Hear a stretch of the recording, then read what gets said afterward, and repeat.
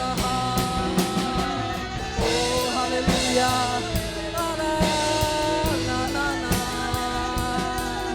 Haleluya.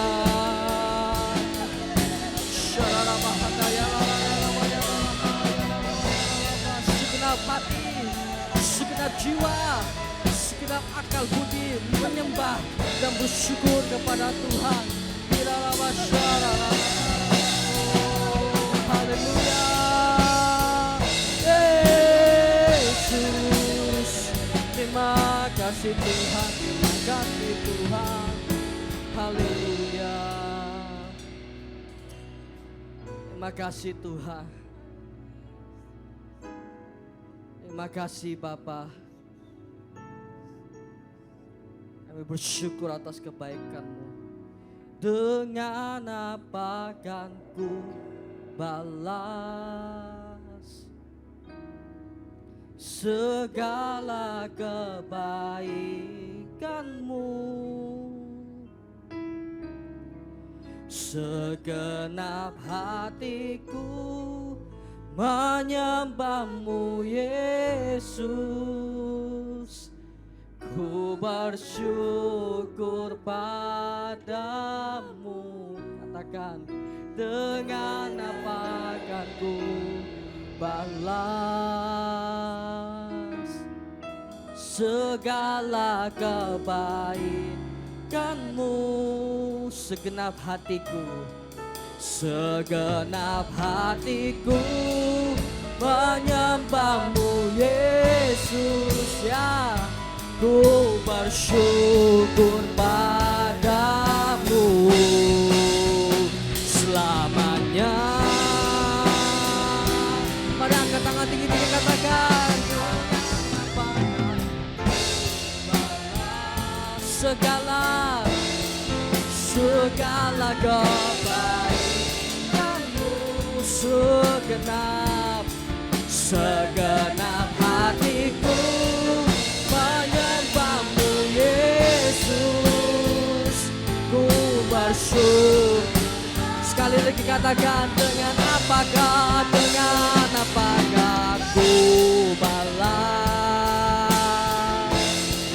segala kebaikan-Mu? Segenap hatiku, segenap hatiku menyembah-Mu Yesus. Ya, ku bersyukur padamu.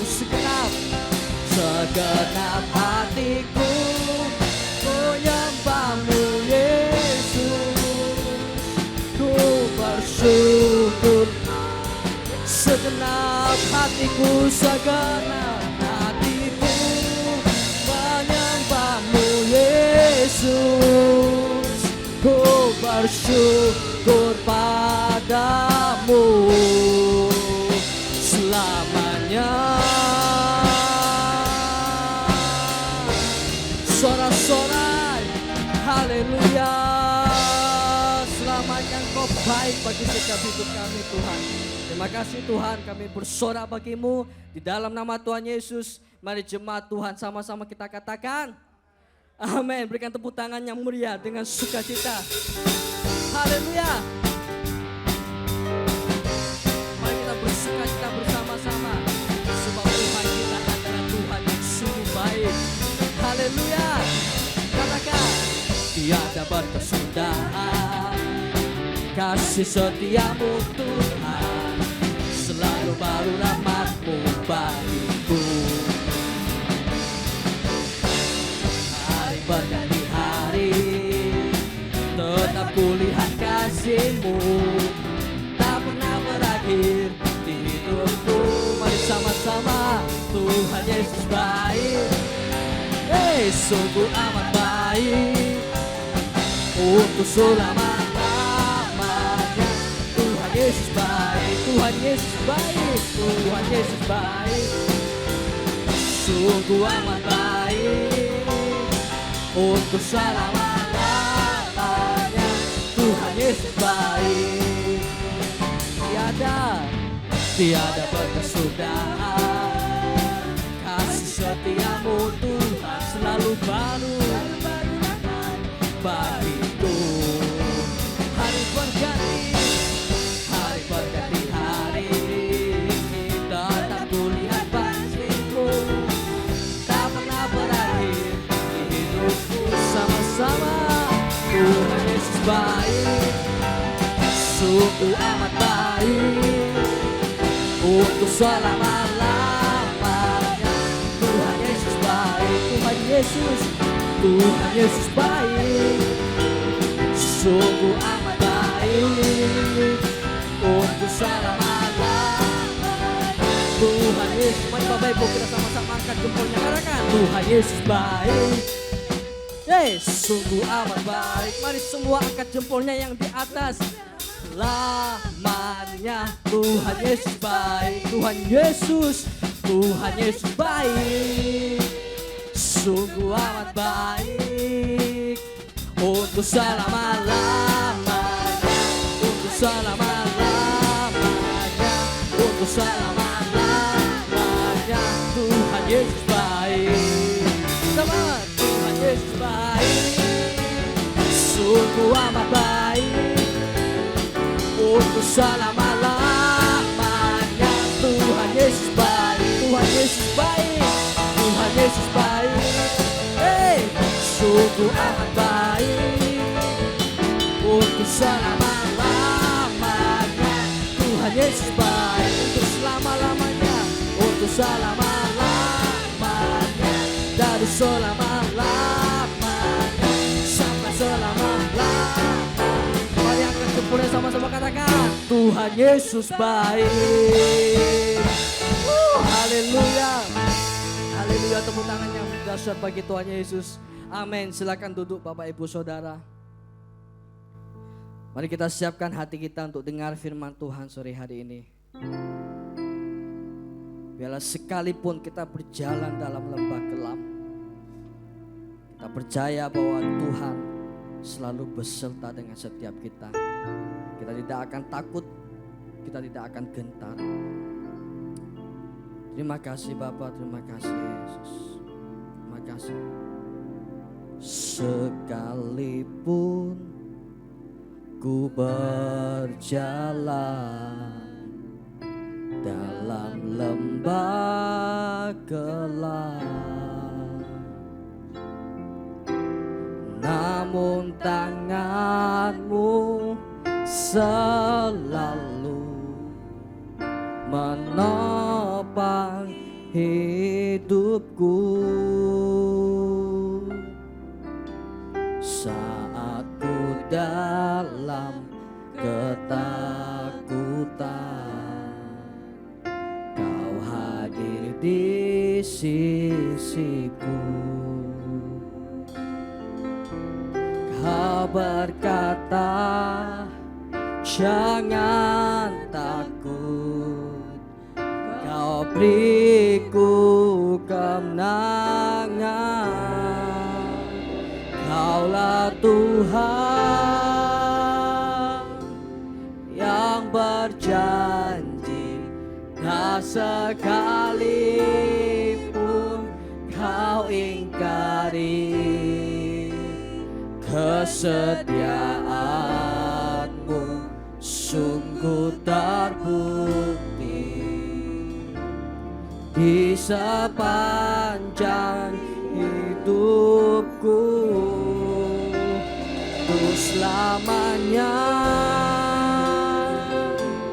ku kan setia melayani, mengasihi-Mu.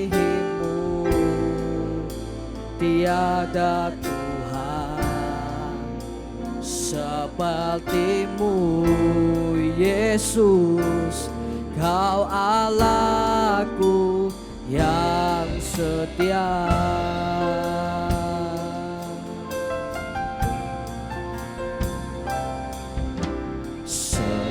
Sekalipun ku berjalan lewat lembah gelap, namun tangan-Mu selalu menopang hidupku. Saat ku dalam ketakutan, Kau hadir di sisiku. Kau berkata jangan takut, Kau berkata jangan takut, memberiku kemenangan. Kaulah Tuhan yang berjanji, tak sekalipun kau ingkari kesetiaanmu, kesetiaanmu sungguh terbukti di sepanjang hidupku. Untuk selamanya ku kan setia melayani, mengasihimu. Tiada Tuhan sepertimu, Yesus, Kau Allahku yang setia. Bapak Ibu Saudara, kita memujikan lagu ini dengan iman percaya. Kita tidak akan takut, kita tidak akan gentar, sebab Tuhan yang beserta dan memberi kemenangan bagi setiap kita. Mari katakan, Kaulah Tuhan. Jemaat sendiri pujikan.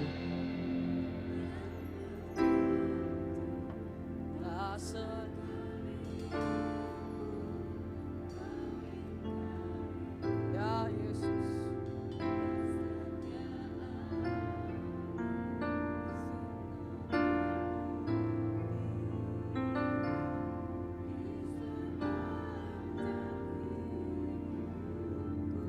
Selamanya, untuk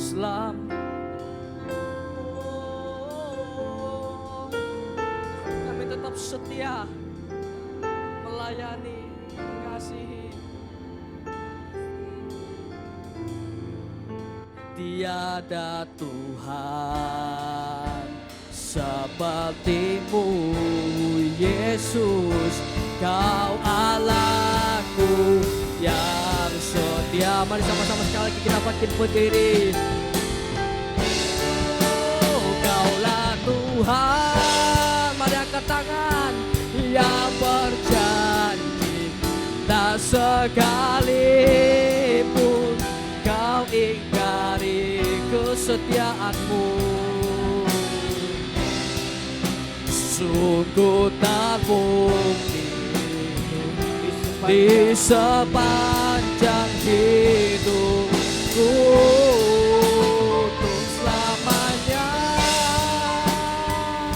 ku kan setia melayani, mengasihimu. Tiada Tuhan sepertimu, Yesus, Kau Allahku yang setia. Tiada Tuhan sepertimu, Yesus, Kau Allahku yang setia. Lagi katakan, tiada Tuhan sepertimu, Yesus, Kau Allahku yang setia. Ya, berikan sorak-sorai kemuliaan bagi Tuhan kita. Kami bangga punya Allah seperti Engkau, karena memang tidak ada Tuhan selain Engkau yang begitu baik, begitu setia terhadap kami, yang begitu mengasihi kami. Di tengah-tengah badai sekalipun kami tidak akan takut, karena kami percaya selama Tuhan bersama-sama dengan kami, menuntun setiap langkah-langkah kami akan pasti keluar sebagai seorang pemenang. Terima kasih Bapak, terima kasih. Silakan sore hari ini Tuhan bicara di tengah-tengah kami, sampaikan isi hati-Mu lewat suara hamba-Mu, pakai dengan segala keterbatasan, biar hanya nama Tuhan Yesus saja yang ditinggikan, dimuliakan pada sore hari ini. Terima kasih Bapak, kami siapkan hati kami untuk firman Tuhan, dalam nama Tuhan Yesus Kristus. Yang siap dengar firman Tuhan, semua katakan amin. Amin. Silakan duduk, Bapak Ibu dikasih Tuhan. Selamat sore, jemaat yang dikasih Tuhan, shalom. Ya, siapa yang percaya bahwa Tuhan ada di tengah-tengah kita sore hari ini? Ya, amin. Saya percaya Tuhan hadir di tengah-tengah kita, Dia Tuhan yang baik, Dia selalu menyertai setiap kita. Nah, sama-sama kita buka Alkitab kita, 1 Samuel pasal yang ke-30. Kita baca ayat 1 sampai dengan ayat yang ke-6. 1 Samuel 30 ayat 1 sampai dengan ayat yang ke-6. Ya, saya akan bacakan bagi kita semua. Judul perikopnya Siklak terbakar, pembalasan Daud kepada orang Amalek. Ketika Daud serta orang-orangnya sampai ke Siklak pada hari yang ketiga, orang Amalek telah menyerbu tanah Negeb dan Siklak. Siklak telah dikalahkan oleh mereka dan dibakar habis. 2. Perempuan-perempuan dan semua orang yang ada di sana, tua dan muda, telah ditawan mereka dengan tidak membunuh seorang pun.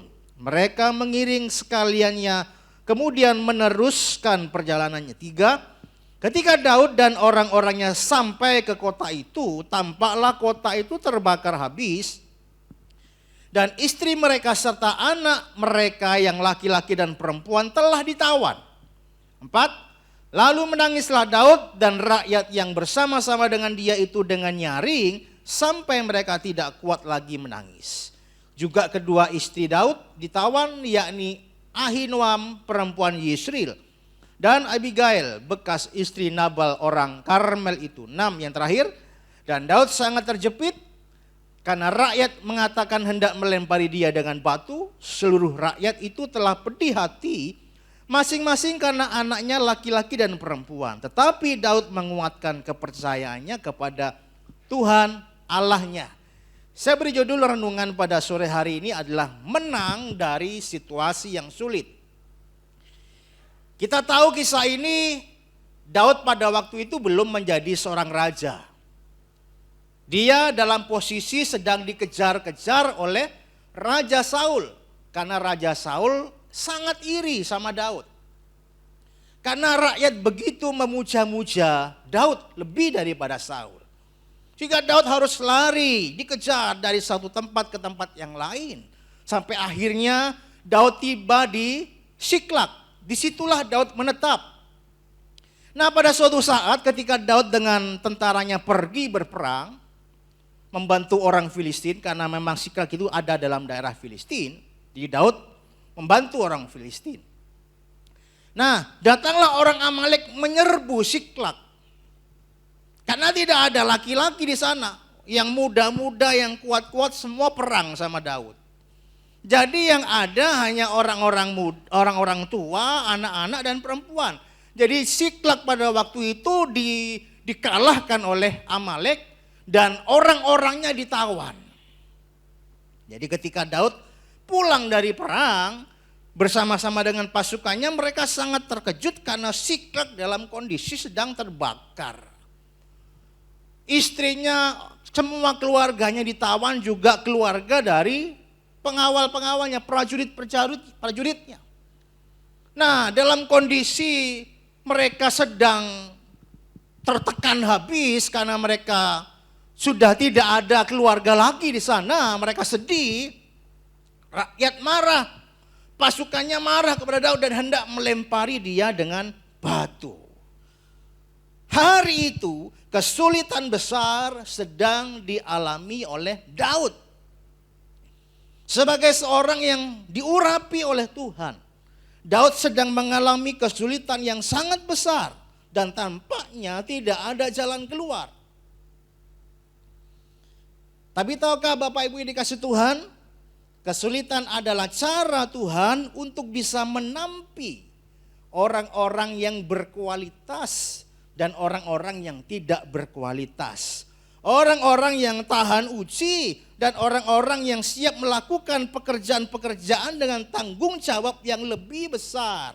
Itulah cara Tuhan untuk bisa menampi dan memunculkan mana orang-orang yang penakut, mana orang-orang yang berkualitas dan mana yang tidak.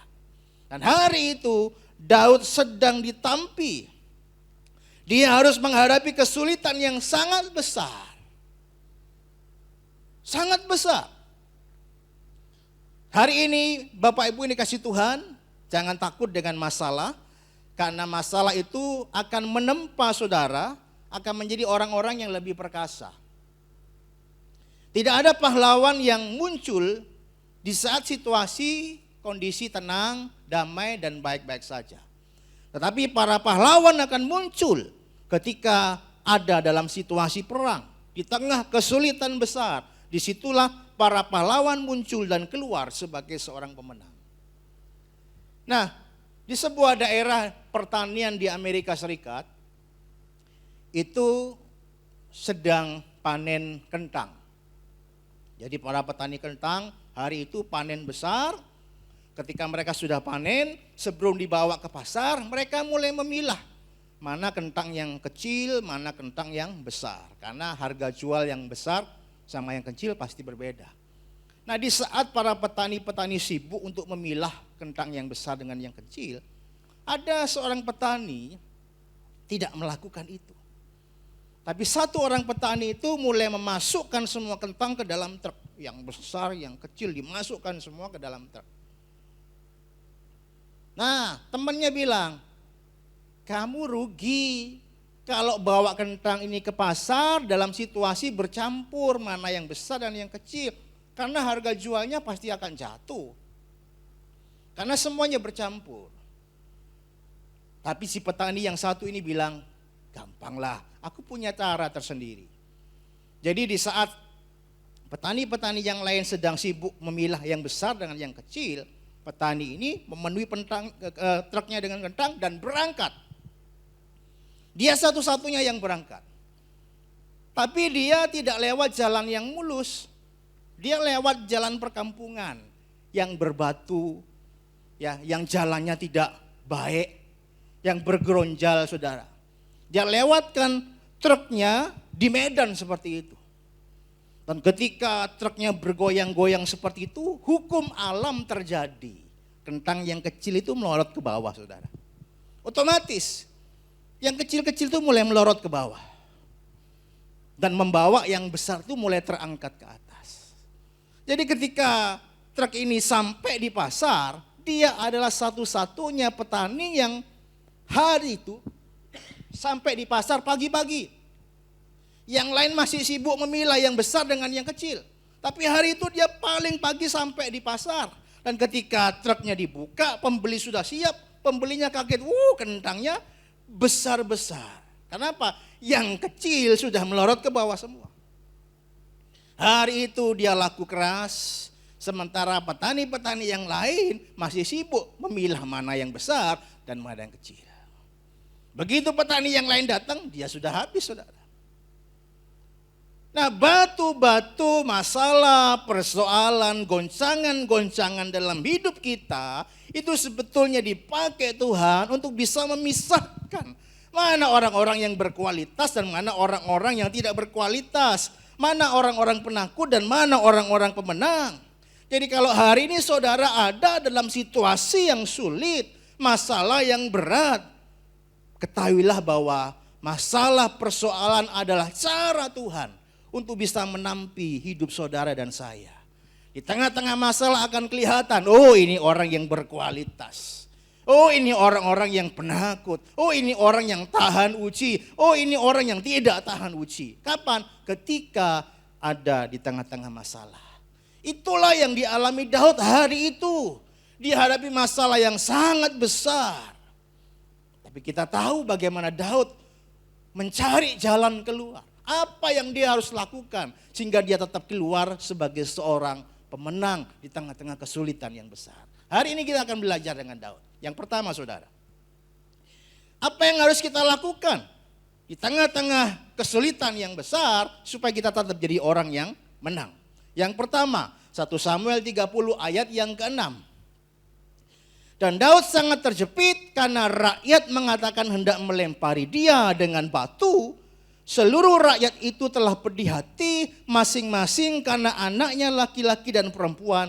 Tetapi Daud menguatkan kepercayaannya kepada Tuhan Allahnya. Di tengah-tengah situasi yang sulit, yang berat yang dihadapi Daud, yang pertama dia lakukan adalah dia menguatkan kepercayaannya kepada Tuhan Allahnya. Ini yang harus menjadi teladan kita. Di saat kita hadapi situasi yang berat, yang sulit dalam kehidupan, hal pertama yang harus kita lakukan adalah menguatkan iman kita kepada Tuhan. Kita harus belajar memotivasi diri, belajar menguatkan iman. Kita percaya, bangkit, jangan lemah, jangan loyo, tapi tetap semangat, tetap berharap, percaya kepada Tuhan. Nah, Daud memberikan teladan ada dua hal. Bagaimana kunci kita bisa membuat iman tetap menjadi kuat. Ayat 7 dan ayat yang ke-8. Lalu Daud memberi perintah kepada Imam Abiatar bin Abimelek, bawalah efod itu kepadaku. Maka Abiatar membawa efod itu kepada Daud. 8. Kemudian bertanyalah Daud kepada Tuhan. Katanya, haruskah aku mengejar gerombolan itu? Akan dapatkah mereka kususul? Dan ia berfirman kepadanya, kejarlah. Sebab sesungguhnya engkau akan menyusul mereka dan melepaskan para tawanan.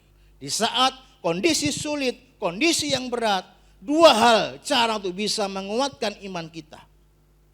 Yang pertama adalah berdoa kepada Tuhan dan mendengar suara Tuhan.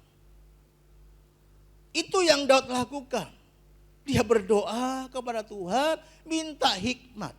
Supaya bisa mendengar apa yang menjadi pesan dan petunjuk Tuhan. Apa yang harus aku lakukan? Bolehkah aku mengejar orang Amalek itu Tuhan? Bisakah aku susul mereka? Itu doa Daud. Dan Daud dengar suara Tuhan. Kejar. Karena aku akan menyerahkan mereka ke dalam tanganmu. Saudara, kapan kita akan merasa bahwa doa kita itu berkuasa? Kapan saudara? Kapan kita bisa merasakan bahwa doaku ini dijawab Tuhan? Doaku ini penuh dengan kuasa. Saudara akan merasakan doamu itu berkuasa ketika engkau ada dalam masalah dan persoalan. Ketika engkau ada dalam situasi yang berat. Bukankah kita dengar firman Tuhan bahwa doa orang benar bila dengan yakin didoakan itu besar kuasanya. Tapi itu hanya sebatas teori. Itu hanya sebatas firman yang kita hafal, yang kita tahu. Sampai suatu saat kita ada dalam kondisi yang berat, masalah yang menekan hidup kita. Kita mungkin berusaha tapi sepertinya usaha kita sia-sia. Sampai pada satu titik kita kemudian berlutut kepada Tuhan dan menyerah. Tuhan, aku tidak sanggup, tolong aku tidak bisa, aku perlu Engkau Tuhan. Kita menyerah, kita minta hikmat, kita minta pertolongan kepada Tuhan. Dan di saat krisis seperti itulah tiba-tiba Tuhan menjawab. Tuhan mengadakan mujizatnya, Tuhan menyatakan kuasanya. Dan pada saat itulah kita akan benar-benar berkata, betul, doa orang benar bila dengan yakin didoakan itu sangat besar kuasanya. Bukan karena ayat ini ada dalam firman Tuhan, bukan karena ayat ini kita hafal, kita tahu tidak. Tapi karena ayat ini kita alami. Di saat kita punya masalah yang berat, masalah yang besar, kita berlutut, berseru kepada Tuhan dan Tuhan menjawab. Kita bisa dengan yakin berkata, benar. Doa orang benar bila dengan yakin didoakan, besar kuasanya. Karena ini menjadi pengalaman hidup kita. Kita alami firman itu. Firman itu bukan kata-kata yang mati, tapi firman itu menjadi sebuah firman Tuhan yang iya dan amin. Oleh sebab itu mengapa kita harus banyak membaca dan merenungkan firman. Karena iman itu akan timbul ketika engkau dengar firman. Firman Kristus, firman yang diurapi. Oleh sebab itu rajin ketika engkau lagi ada dalam masalah tekanan yang berat, baca firman. Di saat kau baca firman, kau akan mendengar suara Tuhan. Apa yang harus engkau lakukan? Apa yang harus kau kerjakan?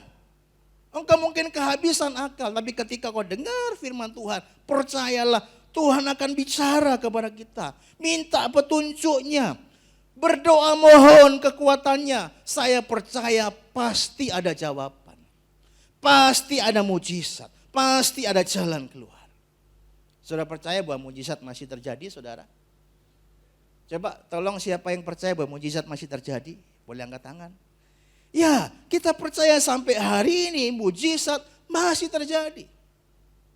Kapan Daniel mengalami mujizat terbesar dalam kehidupannya? Bukan ketika dia santai di istana raja, nggak ada masalah, bukan. Daniel mengalami mujizat terbesar dalam hidupnya ketika apa? Dia ada di dalam goa singa. Nyawa menjadi taruhannya. Di situ dia bisa melihat di tengah masalah yang berat. Tuhan menolong. Tuhan melepaskan, Tuhan memberikan mujizatnya dalam hidup Daniel. Kapan Sadrak, Mesak, Abednego mengalami mujizat besar dalam hidupnya? Ketika ada dalam dapur api. 3 orang dilemparkan dalam dapur api. Tapi orang-orang melihat ada 4 orang di tengah-tengah dapur api. Dan yang satu itu adalah pribadi Allah. Yang ada di tengah-tengah umatnya yang sedang ada dalam masalah dan persoalan. Itu mujizat yang besar yang dialami oleh Sadrak, Mesak, Abednego. Bukan ketika dia lagi santai, tidak ada masalah, tidak. Di tengah-tengah masalah yang terberat dalam hidupnya. Mereka melihat bahwa Tuhan tidak pernah meninggalkan mereka.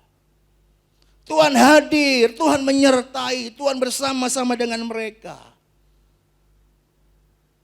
Oleh sebab itu saya dorong pada sore hari ini setiap saudara punya masalah. Persoalan yang berat dalam situasi yang sulit.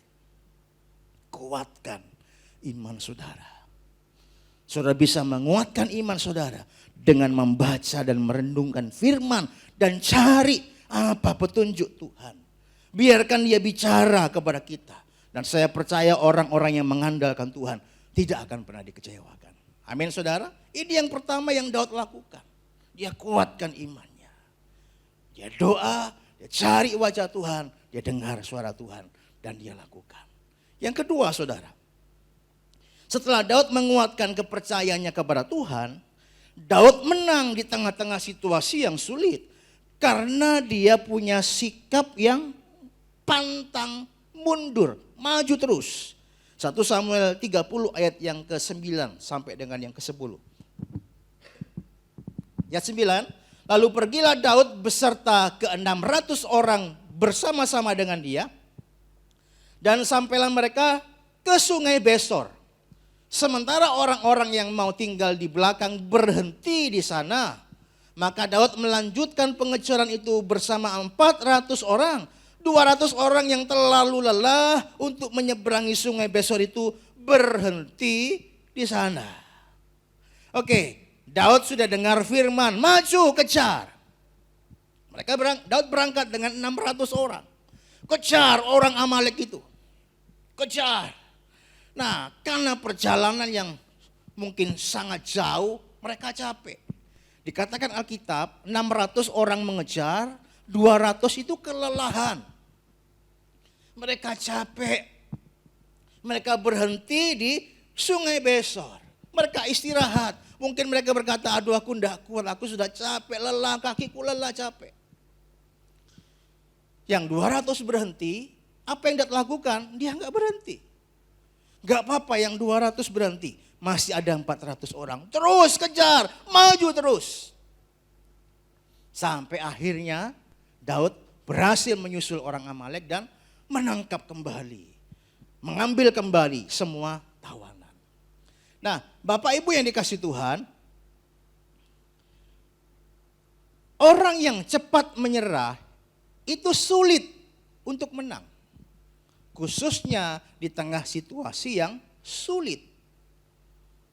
Karena seringkali kesulitan membuat orang capek, membuat orang berhenti dan menyerah. Kemenangan hanya diberikan kepada orang-orang yang ulet dan pantang menyerah. Kesulitan demi kesulitan boleh dialami. Tapi saya katakan pada sore hari, uletlah. Karena orang yang ulet di tengah-tengah kesulitan, saudara akan melihat kuasa Tuhan dinyatakan di tengah-tengah sikapmu yang pantang menyerah itu. Nah, hari Kamis yang lalu anak saya itu malam-malam mengerjakan tugasnya, ya tugas gambar di sekolah. Ya, saya enggak tahu, saya perhatikan dia sedang kerjakan sesuatu sampai suatu saat, satu titik saya melihat, loh yang dia kerjakan bagus gambarnya. Ya, kemudian saya syuting saudara ya, saya syuting, saya rekam, kemudian saya upload di YouTube saudara. Ya, saya tahu bahwa anak saya itu suka gambar. Dan saya perhatikan gambarnya cukup bagus. Ya. Nah, kemudian saya kasih motivasi dia. Saya bilang, ayo paling enggak seminggu 2 kali kamu gambar, nanti Bapak upload di YouTube.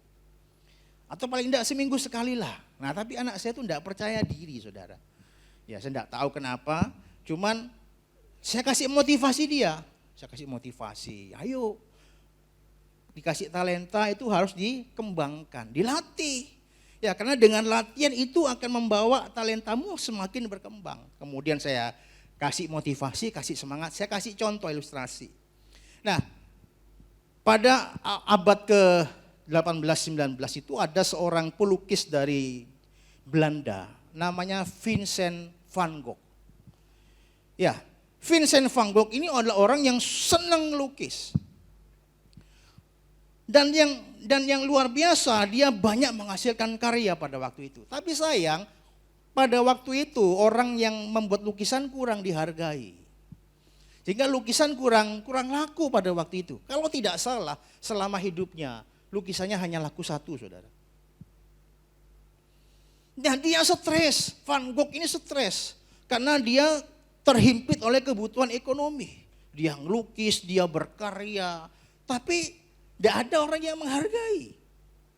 Ya, lukisannya cuma laku 1.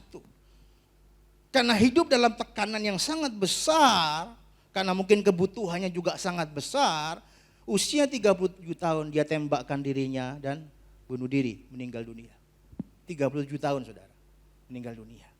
Dan setelah dia meninggal, saudara tahu, lukisannya itu dicari orang. Dan kalau hari ini saudara tahu, salah satu lukisannya itu bisa dihargai 1 triliun saudara. Siapa yang mau beli lukisan 1 triliun saudara? Tapi lukisan Van Gogh ini menjadi mahakarya yang sangat dicari oleh dunia. Sampai punya museum. Itu jadi barang yang sangat langka. Tapi sayang Van Gogh ini cepat menyerah. Terlalu cepat menyerah. Belum menikmati kesuksesannya sudah bunuh diri. Orang tidak boleh cepat menyerah. Sesulit apapun keadaannya, tetap berjuang, tetap bertahan. Karena ada satu titik di mana saudara tidak tahu. Disitulah titik balik Tuhan akan merubah kehidupan saudara dan saya. Seorang pemuda miskin, untuk beli makan anjingnya saja nggak bisa. Sampai satu titik karena kemiskinan dia terpaksa jual anjingnya, dijual 500.000. Karena enggak bisa kasih makan anjingnya, istrinya sedang hamil. Nah, suatu malam dia mulai membuat sebuah naskah film, saudara. Dia tulis sebuah naskah film. Dan dia curahkan malam itu semua idenya, semua pikirannya dalam sebuah tulisan. Dibantu sama istrinya ngetik, saudara. Diketik naskah film itu. Ini dalam hidup dalam kemiskinan pemuda ini. Nah, setelah satu malam itu jadi, dia yakin bahwa ini akan jadi sebuah film yang sangat luar biasa. Dia mulai bawa tuh naskah ke banyak produser. Bawa 1, 2, 3, ratusan kali tidak ada satupun produser yang mau memproduksi film itu. Ratusan kali. Bahkan beberapa sejarah mengatakan bisa sampai 1.500 kali dia tawarkan naskah filmnya. Itu artinya bukan hanya berhari-hari, mungkin bisa berbulan-bulan, bertahun-tahun dia coba tawarkan naskah filmnya, tapi tidak ada orang yang mau menerima. Itu artinya selama bertahun-tahun dia hidup dalam kemiskinan, perjuangan yang sangat berat. Tapi dia tidak menyerah. Sampai satu titik ada produser kecil mau, oke, tak beli naskahmu. Oke, tak hargai 1,8 M. Coba orang dalam kemiskinan ditawari 1,8 M langsung diterima saudara. Tapi pemuda ini enggak. Oke, satu syaratnya, tak terima. Asalkan aku yang main filmnya. Jadi produser ngelihat, wah ini orang tampangnya jelek, ya ngomongnya juga nggak jelas, nggak punya karisma. Terus pasti nggak laku filmnya. Nggak, aku nggak mau. Sudahlah, kamu nggak usah main, tak tambahi ya 3,5 M, tak beli naskahnya. Nggak mau. Coba hidup dalam kemiskinan ditawari 3,5 M, banyak orang menyerah. Tapi dia enggak mau. Satu syaratnya aku harus main filmnya. Produsernya ngatur, enggak bisa. Kamu enggak akan mungkin sukses. Udah terakhir ya, 5 M tak beli, kamu enggak usah main. Sudah tak beli aja naskahnya. Pemuda ini enggak mau, saudara. Pulang sudah. Tapi produsernya enggak bisa tidur. Mungkin karena merasa bahwa ini cukup bagus sebetulnya film. Jadi akhirnya gini, oke lah kamu main film. Tapi kamu cuma tak hargai 500 juta. Kamu boleh main filmnya. Ya sudah, disetujui, deal, setuju. Setelah filmnya diproduksi, itu film booming, laku keras. Judulnya Rocky saudara. Siapa pemainnya saudara? Stallone. Ya, lebih dikenal kalau sekarang tuh Rambo. Ya Rambo, wah itu pasti tahu. Itu saudara sejak hari itu laku keras filmnya. Dan dia jadi orang yang kaya sampai hari ini. Kenapa? Karena sikapnya yang tidak mudah menyerah. Dia memang harus berjuang di tengah-tengah kemiskinannya. Tapi dia punya sebuah sikap gak mudah menyerah. Tapi kesabarannya, keuletannya, sikap tidak mudah menyerahnya membuat dia sukses luar biasa. Nah, saudara dan saya harus punya sikap yang sama. Karena saya sangat percaya ada Tuhan yang melihat setiap perjuangan kita.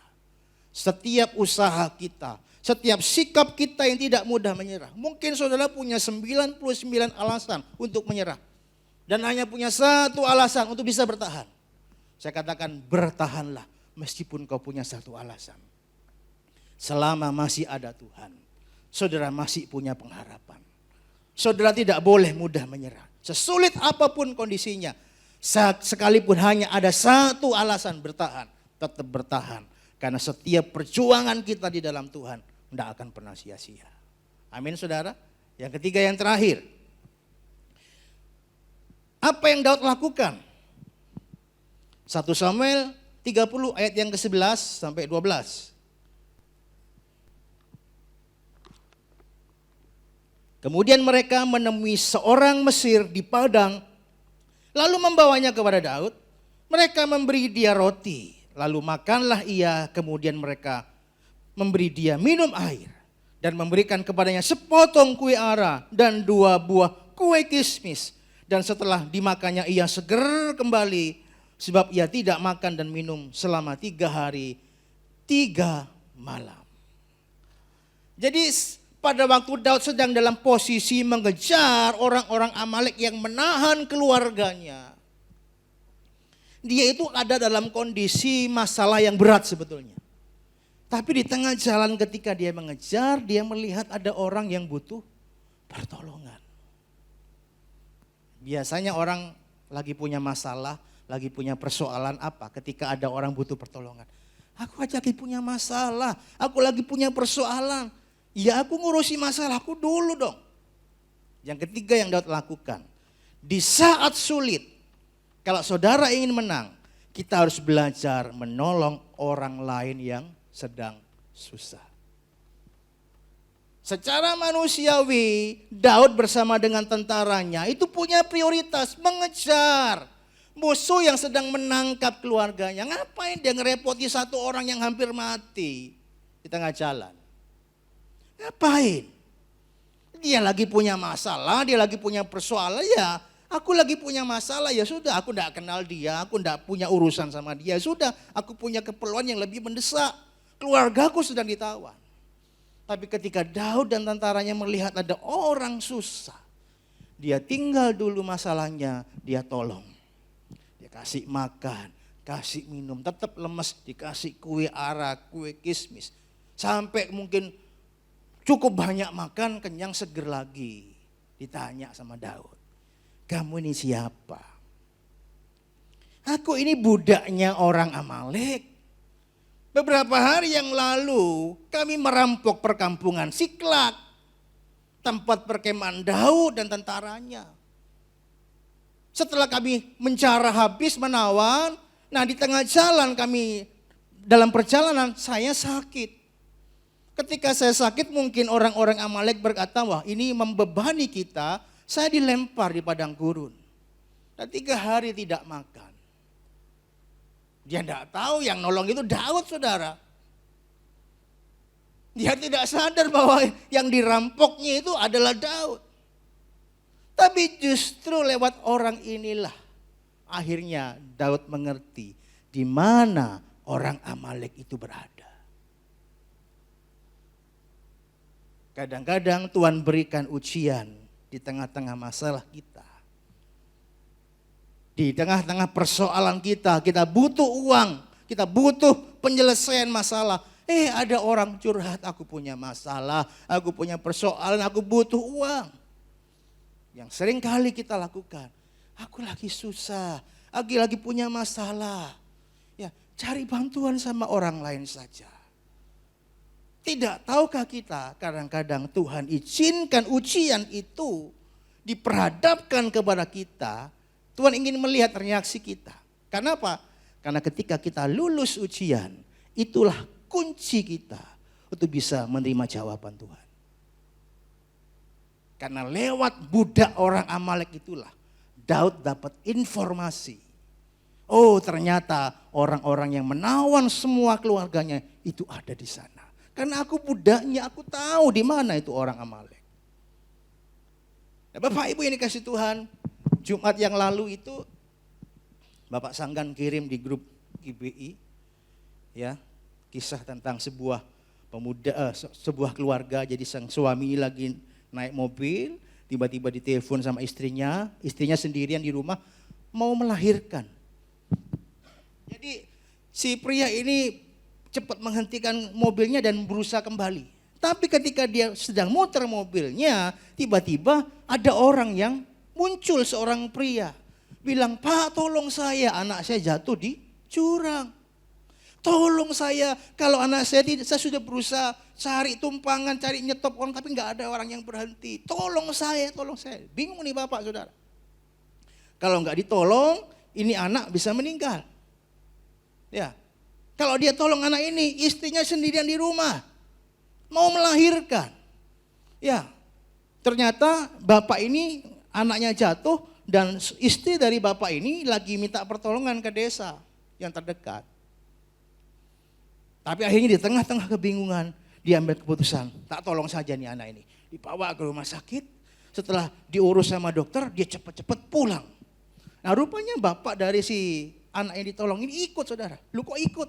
Iya, anak saya sudah ada yang membantu. Saya juga ingin membantu keluarga bapak. Mungkin siapa tahu saya bisa membantu. Begitu sampai di rumah, bapak sudah cemas. Ternyata istrinya sudah melahirkan saudara. Dan yang menolong itu adalah istri dari anaknya yang tadi itu jatuh. Kan pergi ke desa terdekat cari pertolongan. Jadi istrinya cari pertolongan, minta tolong supaya ada orang yang bisa nolong anaknya. Dia yang melihat ada orang yang mau melahirkan. Dia tolong itu orang yang melahirkan. Rupanya ketika dia menolong orang lain, dia mendapat balasan, mendapatkan pertolongan dari orang lain juga. Sama kisahnya seperti ini. Di hadapan kita seringkali tengah-tengah masalah kita sedang kesulitan. Tuhan hadapkan orang-orang yang juga mengalami kesulitan. Datang sama kita, tolong saya butuh bantuan. Dan banyak orang gagal tidak lulus ujian dari Tuhan. Malah dia abaikan orang lain, dia sibuk ngurusi kepentingannya sendiri. Dan seringkali banyak orang tidak menikmati pertolongan Tuhan. Karena dia terlalu egois dan tidak peduli dengan kepentingan orang lain. Hari ini dengar firman Tuhan, belajar seperti Daud. Daud ini sedang buru-buru saudara. Tapi dia tahu ketika dia punya hati berbelas kasihan kepada orang yang membutuh pertolongan, justru itulah kunci untuk bisa menikmati pertolongan Tuhan yang ajaib. Karena dari orang itulah akhirnya Daud tahu di mana keberadaan orang-orang Amalek. Nah, ada satu ayat yang cukup bagus dari kitab Ayub, saudara, ayat yang terakhir ya. Ayub pasal yang 42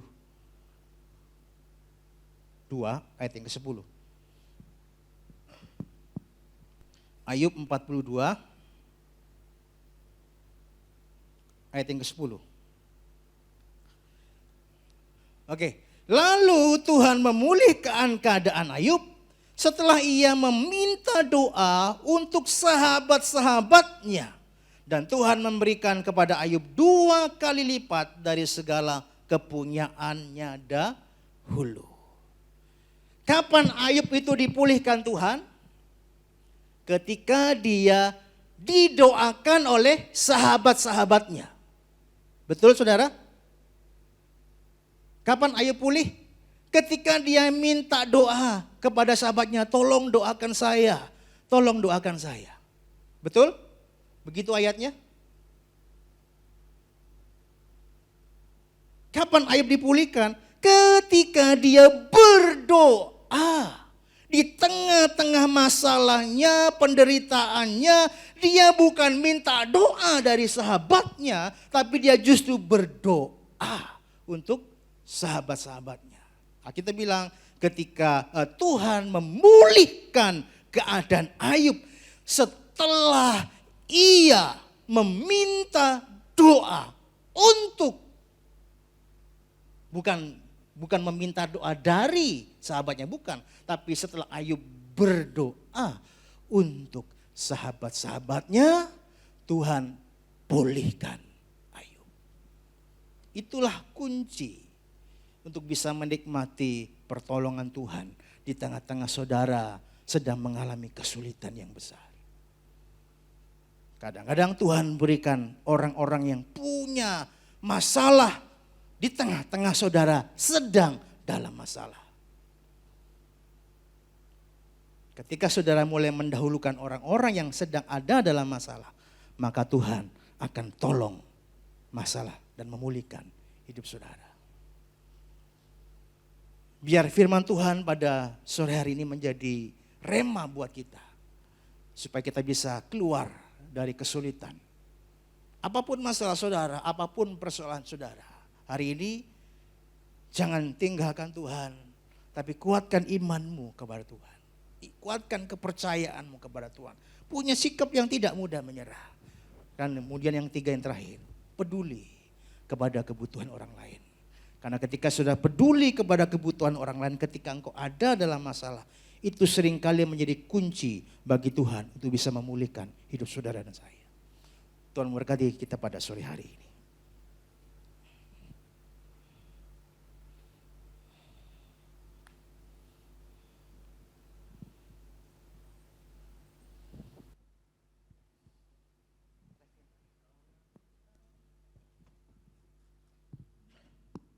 Mari arahkan hati kita kepada Tuhan.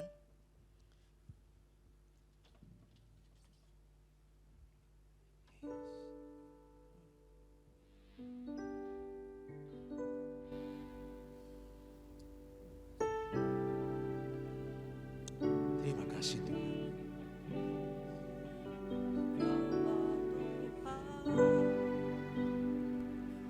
Yang berjanji tak sekalipun kau ingkari kesetiaanmu sungguh terbukti. Silakan. Di sepanjang hidupku, terus selamanya ku kan setia melayani, mengasihimu. Tiada Tuhan. Semudang setiap bapak ibu sudah bisa bangkit berdiri. Yesus, Kau Allahku yang setia. Tuhan, amin, haleluya.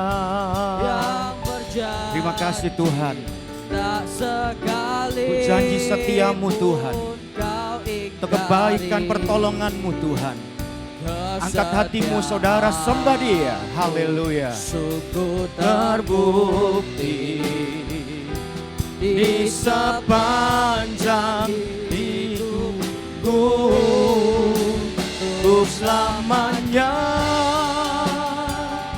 ku kan setia melayani, mengasihimu. Haleluya.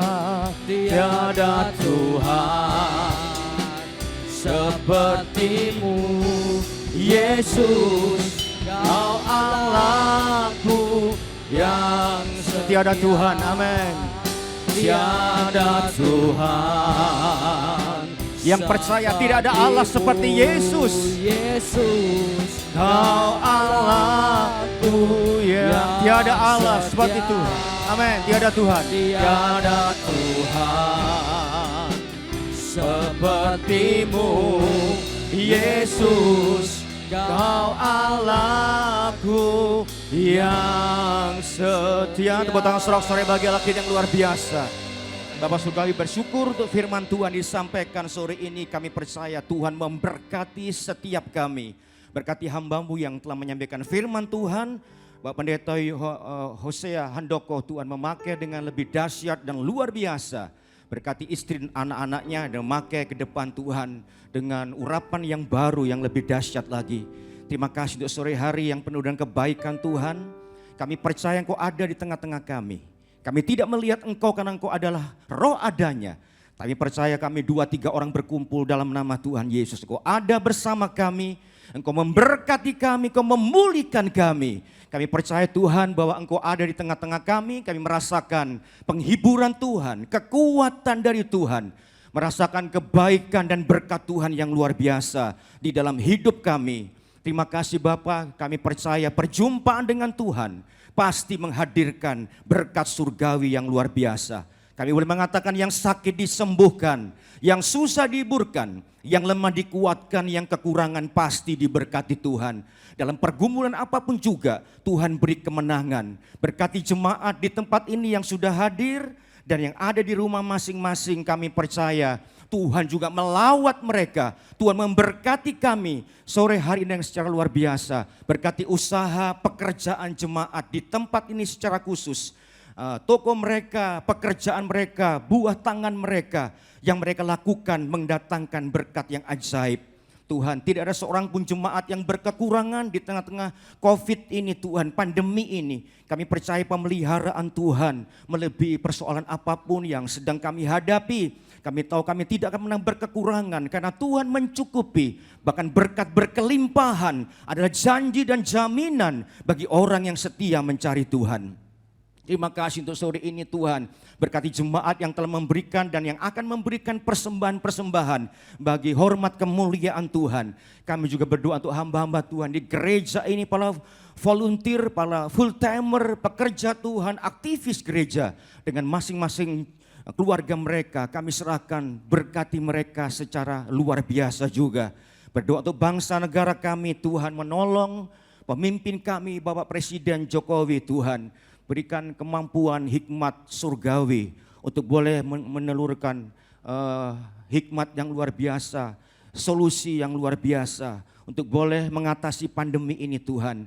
Sehingga pada akhirnya semua menjadi turun kembali, orang-orang yang terinfeksi menjadi tidak ada. Dan pada akhirnya Tuhan semua boleh disembuhkan, dipulihkan dan nama Tuhan dipuji, dipermuliakan. Terima kasih Bapak Surgawi untuk malam ini, untuk sore hari ini Tuhan. Kami percaya Engkau telah mendengar doa kami dan Engkau telah memberkati setiap kami. Kami akan pulang dengan berkat yang luar biasa. Angkat tanganmu tinggi-tinggi saudara. Buka hatimu dengan lebar dengan percaya. Dan sekarang saudara terimalah berkat dan anugerah yang besar dari Allah Bapa. Kasih dan cintanya Tuhan Yesus Kristus. Persekutuan yang akrab, intim dan mesra melalui Allah Roh Kudus, yaitu Tuhan Yesus Kristus, sekarang sampai selama-lamanya. Yang percaya dipulihkan, diberkati, katakan amin. Tepuk tangan bagi Allah kita. Tuhan Yesus memberkati saudara. Terima kasih Yesusku buat anugerah yang Kau beri, sebab hari ini Tuhan adakan syukur bagimu. Sebab hari ini Tuhan adakan syukur bagimu. Sebab hari ini Tuhan adakan syukur bagimu. Berikan tepuk tangan bagi Tuhan Yesus.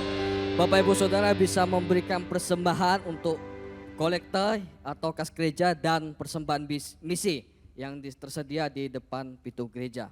Dan jemaat diharap untuk tidak berkerumun. Selamat malam, selamat pulang, dan Tuhan Yesus memberkati.